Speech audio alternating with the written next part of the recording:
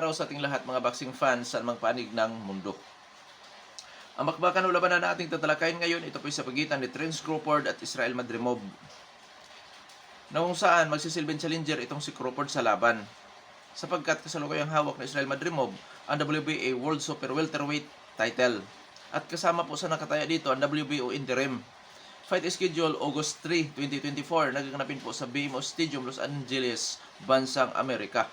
Sa bakbakan na ito, tayo po ay maghahayag ng sarili nating fight prediction, comparison at analysis.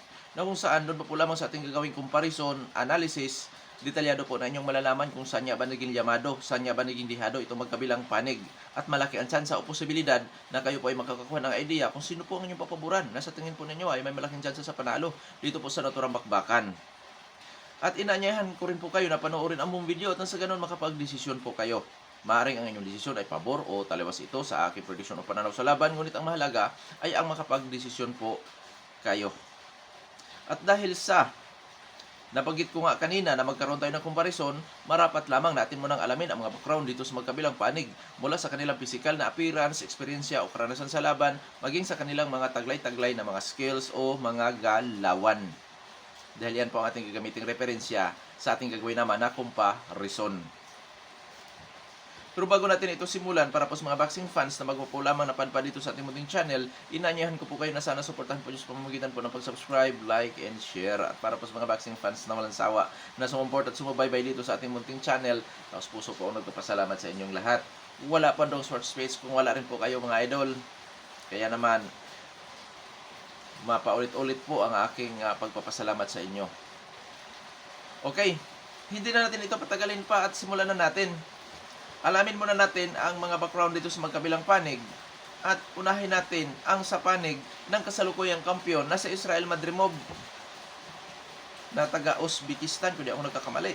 As a pro boxer, itong si Israel Madrimov po ay may impresibong kartada, 10 wins with 7 wins coming by way of knockout. Walang talo, ngunit may isang tabla. May edad lamang na 29 anyos at ang height 5 foot and 8.5 inches. Reach 68.5 inches. Orthodox ang kanyang stance, count ratio 70%. Last fight, March 8, 2024. Magomed Kurbanov ang kanya nakatunggali. Panalo by first round technical knockout itong si Israel Madrimov. At nasungkit nga nitong si Israel Madrimov ang WBA World Super Welterweight title, which is bakante po yan noong naglaban sila ni Kurbanov. So ibig sabihin sa kanyang laban kay Terence Crawford, kaunahan niyang pagdidipinsa sa naturang titulo.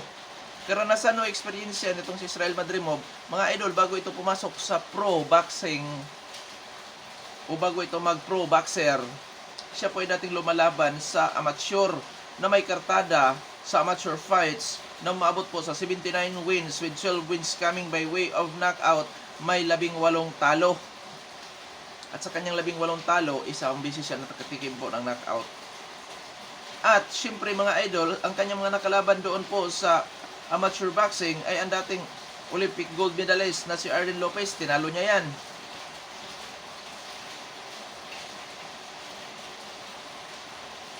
At syempre tinalo din niya pala si Felix Marcial. 2-1 ang kanilang score ni Marcial, mga idol. Felix Marcial, ating kababayan. 2 beses nanalo si Israel Madrimov kay Marcial at nabawi naman siya ni Marcial ng isa. Oo, so 2-1. Ngayon, sa kanyang karanasan as a pro boxer naman tayo. Ang pinakamatinding na kalaban nito ay si Michael Soro, dating world title challenger, Charlie Navarro na dating world title challenger, at si Magomed Kurbanov na dating WBO International Super Welterweight Champion. Yan po ang karanasan ni Israel Madrimov. Ngayon, pagdating po sa kanyang skills, mga idol, sa pangkalahatan, masasabi kong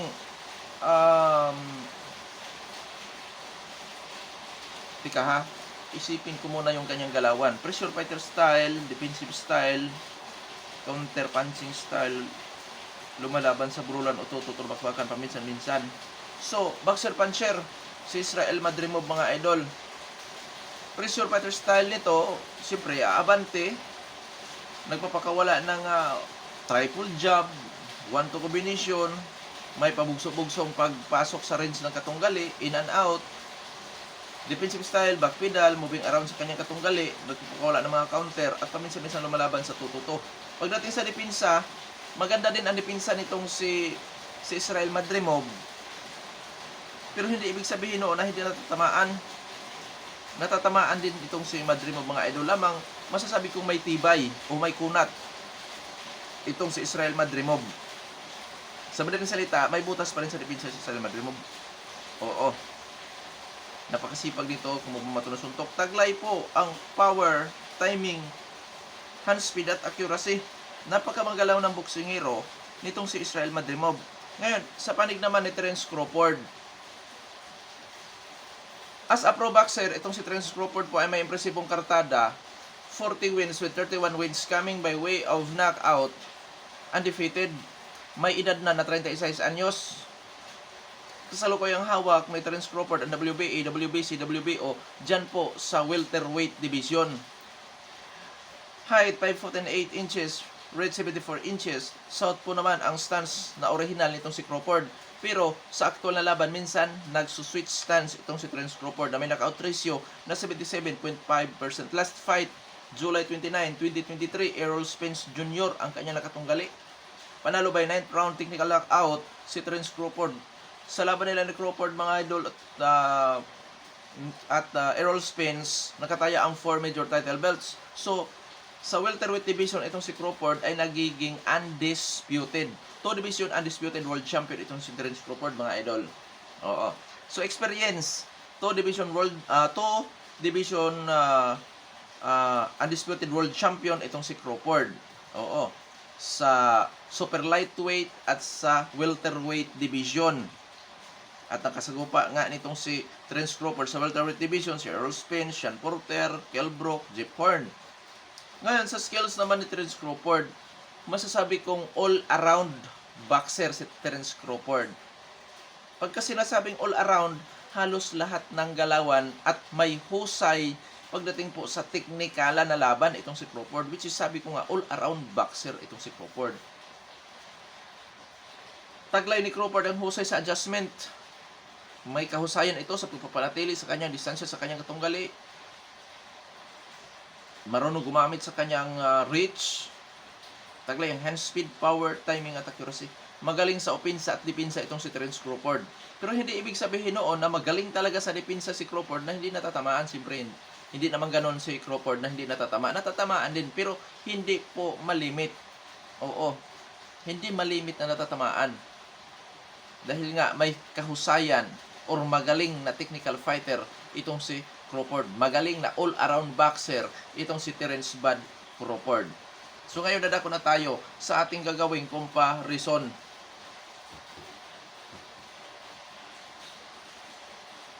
For the first time na mapapalaban si Terence Crawford sa super welterweight division. Oo. At siya po ay magsisilbing challenger dito sa laban. Unang laban kasi niya dyan, mga idol. Pero hindi na bago para kay Crawford ang magpalipat-lipat ng division. Kasi nga, pan third division ito ni Terence Crawford. Ngayon, dadako na tayo sa kanilang physical na appearance. 36 anyos na si Crawford ikontra kay Israel Madrimov na 29 anyos. So, disadvantage para kay Crawford dahil kalilipas lamang sa pagka-prime nitong si Terence Crawford. Oo, 29 anyos lang si Israel Madrimov eh. Ngayon, pagdating po sa height, reach, power, kung sino po ang may advantage. Pagdating po sa height, half inch lamang si Israel Madrimov. Mas matangkad ng half inch itong si Israel Madrimov. Ngayon, dito naman tayo sa reach. Ang reach nitong si Crawford, 74 inches. Samantala, si Israel Madrimov ay mayroong 68.5 inches. So mga idol, kung inyo napapansin, 3.5 inches lamang si Crawford. Southpaw kontra orthodox. Pero switch stance si Crawford, mga idol. Knockout ratio, 77.5. Ang knockout ratio nito si Crawford. Samantalang si Israel Madrimov ay mayroong knockout ratio na maabot po sa 70%. So, 7.5% lamang ang diferensya sa kanilang lakas o power. Pero nandito tayo sa comparison, so lamang po sa power si Terence Crawford. Activity. Mga idol, last fight ni Terence Crawford, July 29. So, malapit nang mag-inactive si Crawford, mga idol. Kung matapos ang July, inactive na si Crawford, which is isang taon na hindi mapapalaban.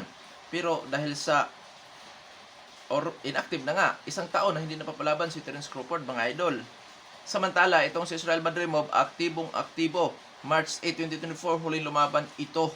So, disadvantage ulit kay Crawford ang inactivity na kung saan delikado. Baka ito po ay pinasok sa ring rust, samahan pa ng kalilipas lang sa kanyang pagka-prime. So, hindi na tayo mabibigla kung sakaling iba na ang galawan ni Crawford. Di pa sa prime, inactive. So, pagkalawang ang nangyari dito kay Crawford, mga idol. So, hindi madali po yan para sa panig ni Crawford. Sa experience o sa karanasan naman, mga idol, pareho silang may background sa amateur, siyempre. Si Crawford kasi, hindi ko naman nabanggit kanina, ang record dito sa amateur fights, sumabot po sa 70 total fights with 12 losses lamang. Oo. So ngayon, mga idol,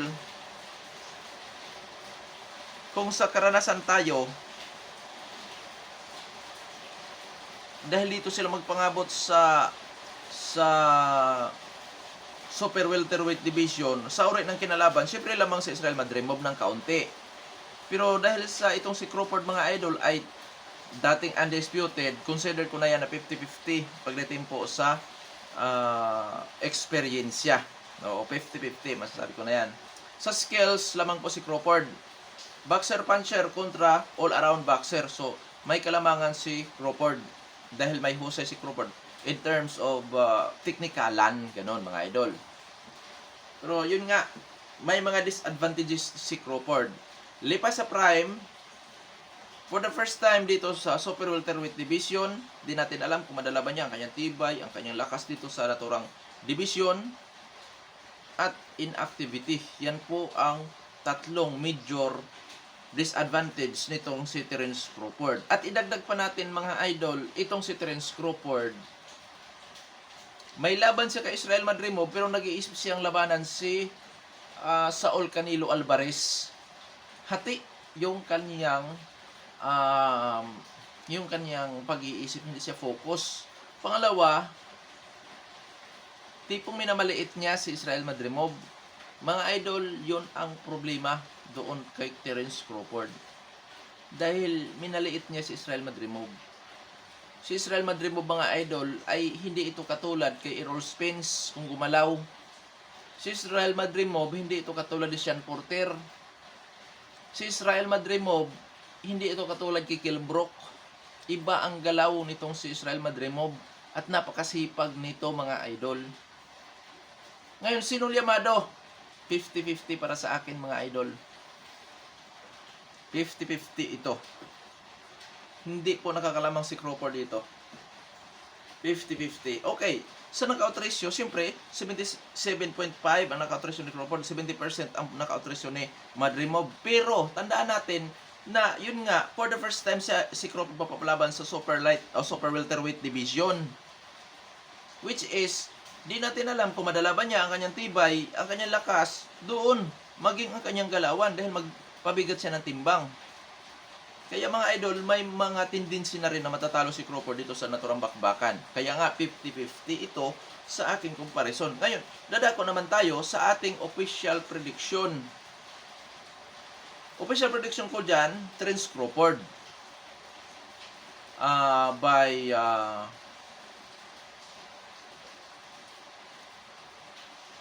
Wala akong nakitang kahinaan ni Madrimov eh. Siguro Terence Crawford by technical knockout sa round 9 or 11. 9-11 yung aking prediction dyan. At kung sakaling mawi sa puntusan ito,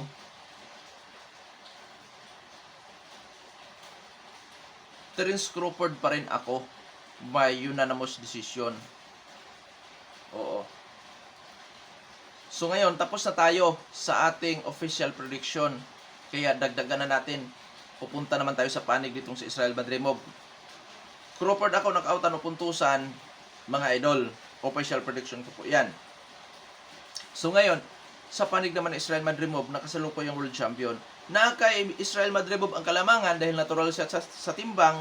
Na kay Israel Madrimov ang kalamangan dahil aktibo ito. Oo. At sa skills naman ay hindi po hindi po masasabing na pag-iiwanan ng malayo. Si Israel Madrimov, boxer puncher ito at napakamagalaw. So, ibig sabihin mga idol, may laban ang kampyon. May kakayahang talunin ang challenger na si Terence Crawford.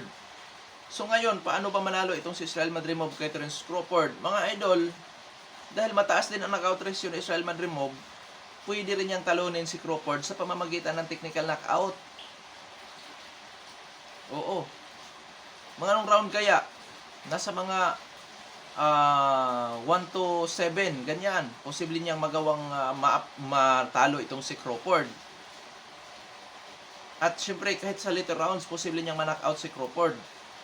Dahil nga, inactive si Crawford. So, posibleng dahil sa inactivity, isama pa natin yung kanyang 36 years old na kalilipas lang sa prime, posibleng kakapusin pa sa hangin si Crawford dyan. At yun nga, ang mali ni Crawford dito, kung sakasakali, ang pagmamaliit niya dito kay Israel Madrimov dahil may laban na nga siya kay Israel Madrimov pero nag-iisip pa siya na labanan agad si Canelo matapos siyang talunin si Israel Madrimov. Sa madaling salita, minamaliit lang niya ito. Dapat hindi minamaliit ito ni Terence Crawford dahil may magandang galaw din si Israel Madrimov.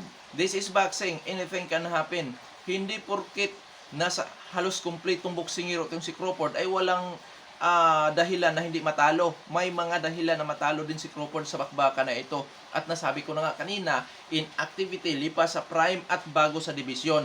Although hindi na nga bago para kay Crawford ang magpalipat-lipat ng division, pero ibang level ang super welterweight division na kung saan magdadagdag siya ng timbang mga idol. Sa edad na 36 anyos. Oo. Kaya, dito sa labanan na ito, may tsansa ng matalo sa pamamagitan ng knockout o puntusan si Terence Crawford. Kaya may tsansa si Israel Madrimov, lalo na't kumpiyansa si Crawford, mga idol. Oo. Abangan natin dahil magandang laban din ito para kay Terence Crawford. Dahil kung sakali, manalo si Terence Crawford dito kay Israel Madrimov, which is inasahan ko yan para sa kanya, may tsansa na mapapalaban ito kay Saul Canelo Alvarez. Lalo na't nagpa-hapyaw na ito na sabi niya, kaya niyang tatalawin nga si Canelo. Pero, ewan ko lang kung kakayanin ba niya. Ang tigas ni Canelo Alvarez. Tatamaan niya si Canelo Alvarez pero tatamaan din siya. Ang tanong kung kaya ba niyang saluhin ang suntok ni Canelo. Kasi sa tangkad, halos magkasing tangkad lang si Crawford at Canelo. 5'8". Oo. Tapos, ilang division ang angatan ni Terence Crawford kung nais niyang kalabanin si Saul Canelo Alvarez. Okay. Kung sakaling manalo sa kay Madrimov sa super welterweight division, ang sunod noon is middleweight. Tapos super middleweight. Di kaya ito magagaya lamang sa sino ba yung napangalan na natin na yung dating super welterweight world champion na Kambal? Charlo ba 'yon? Di kaya magaya lang ito si Crawford kay Charlo. Although mas maganda ang galaw ni Crawford kay Charlo. Maganda. Pero tandaan natin na si Crawford hindi pa sigurado manalo nga ito kay kay sino yung Amerikano na halos parehas din ang galaw ni Crawford. Si yung nakalaban ni David Benavides. Sino yan? Nakalimutan ko na pangalan. Yung kahit nga si Crawford hindi pa ito mananalo kay Benavides diretso siya kay Canelo kung madaan ito kay Benavides, hindi pa to sigurado si Terence Crawford kay Benavides with bully. Kaya itong si Terence Crawford dahil yun nga may edad na, naghahabol na ito ng payday na malaki kita mga idol. Oo, naghahabol na ito. Manalo o matalo man siya doon sa laban niya. Kung sino man ang kalaban niya sa middleweight division o super middleweight division. Kung sakaling manalo siya dito kay Israel Madrimov. Pero yun nga, di siya nakakasigurado dito kay Israel Madrimov mga idol sa totoo lang. Hindi siya sigurado dito. Kasi si Israel Madrimov ay may galaw din, may power din, at may tibay din. Oo. Kuya Dung Sports, bakit ang pinaka-prediction mo ay knockout, technical knockout by Terence Crawford? Dahil po sa naniniwala ako sa kakayahan ni Terence Crawford. Yan po. Ay abangan natin, matinding bakbakan ito. Hanggang dito na lamang, ito Pandong Sports PH. Maraming salamat po.